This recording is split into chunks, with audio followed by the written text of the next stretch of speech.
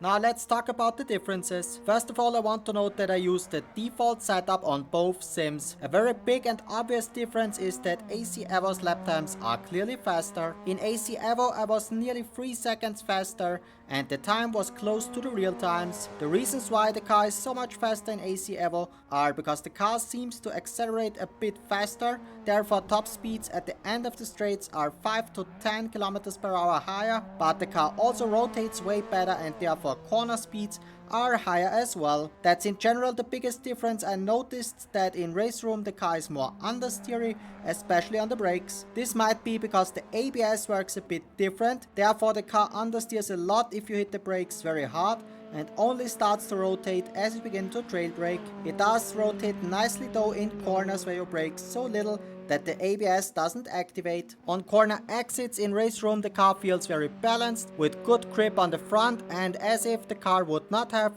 enough power to make it oversteer, but still, for example, in the last corner if you hit the throttle aggressively you can make the car rotate nicely. On AC Evo on the other hand the car is constantly moving. If you hit the brakes the rear gets light immediately and you have to be careful to not lose it. Also on corner exit if you apply the throttle aggressively the car will oversteer a lot.